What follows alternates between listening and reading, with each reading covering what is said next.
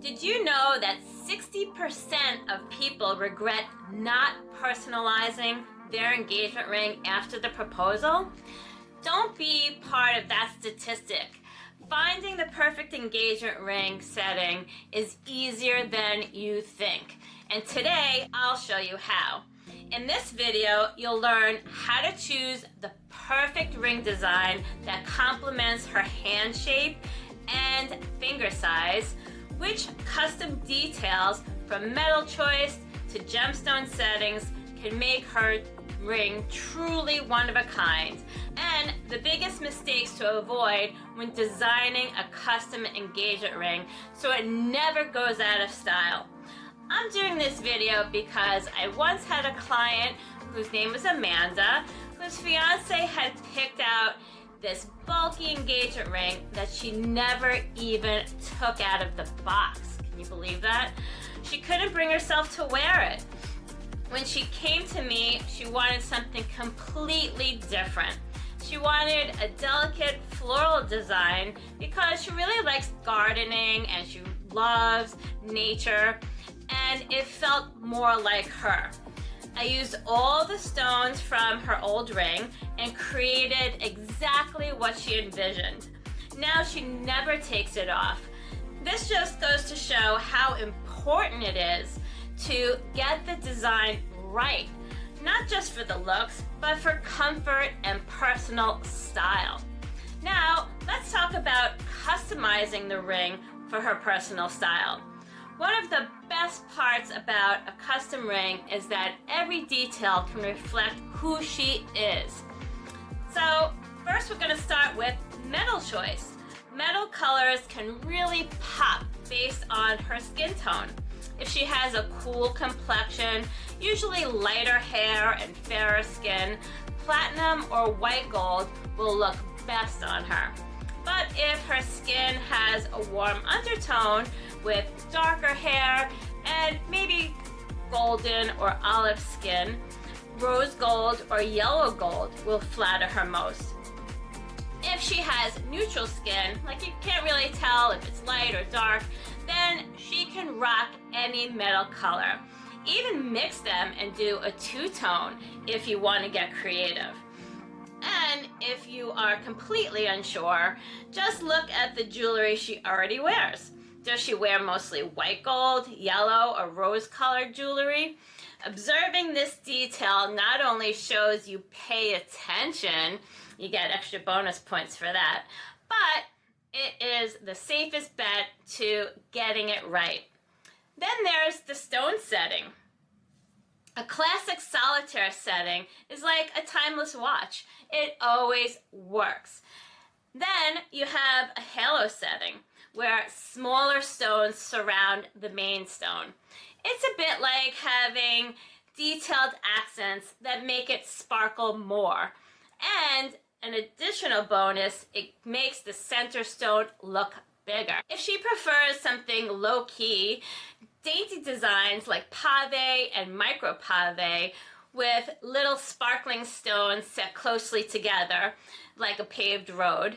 These delicate styles are very popular because it gives an elegant and extra twinkly, sparkly look. Then there's a bezel setting, which is the safest setting with metal surrounding the stone. It gives a modern, sleek look without the worry of prongs getting caught or getting loose. So designing a ring isn't just about picking a stone, it's about finding the perfect engagement ring setting that fits her hand shape and finger length. Think of it like choosing the right pair of sunglasses that fit your face shape.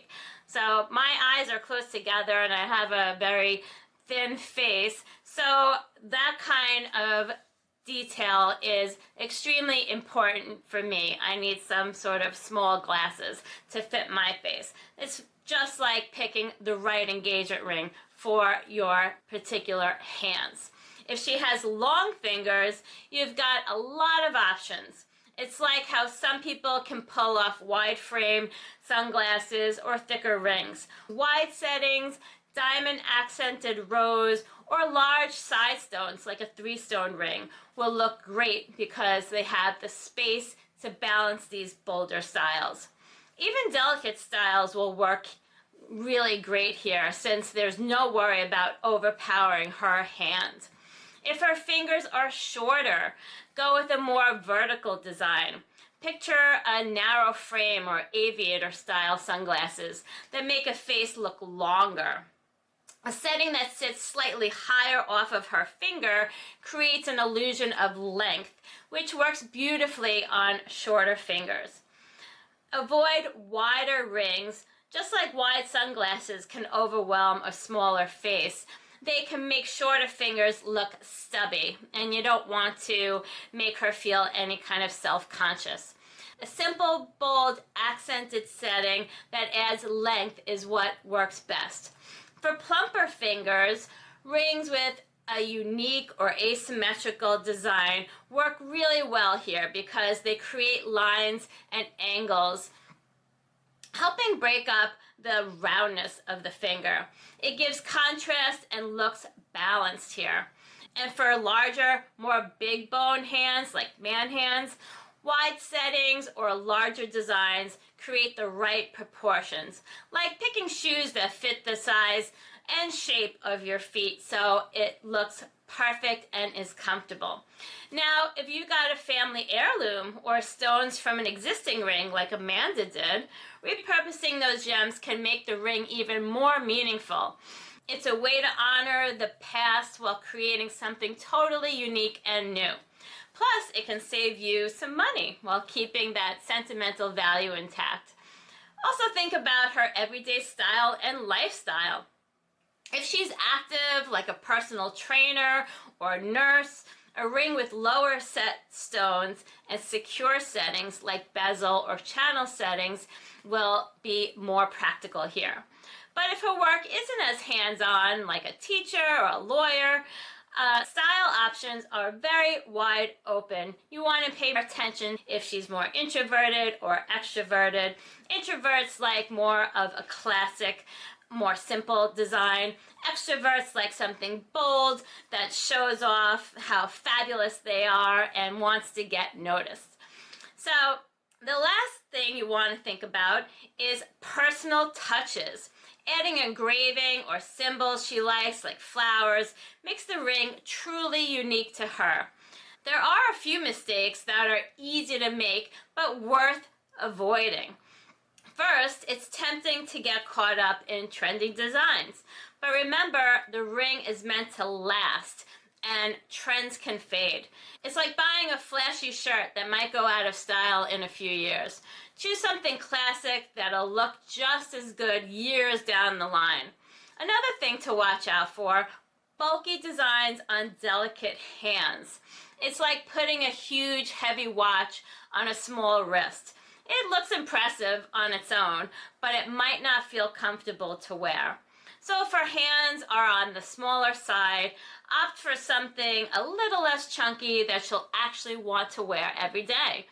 And finally, don't focus only on diamond size.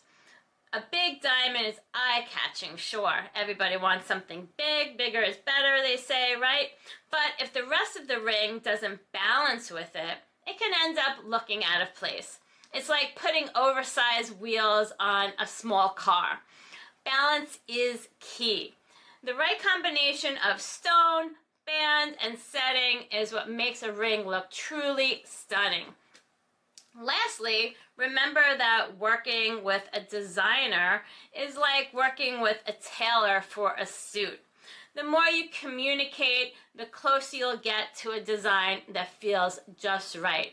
So don't be afraid to share details and ask tons of questions. My clients text me all the time, email me all the time for tweaks, and want a conference to get the ring just right so that she'll absolutely love it. The better you communicate with the jeweler, the better I can bring it to life. Now that you've learned how to design the perfect custom engagement ring, it's time to put it into action. Whether you're just starting the design process or looking to tweak an existing idea, The right ring is just a few steps away. And don't stop here. In my next video, we'll dive into the exciting world of center stones, whether you should choose a natural diamond or the controversial but very popular lab-grown diamond, or even a colored stone. Click over now and don't miss it.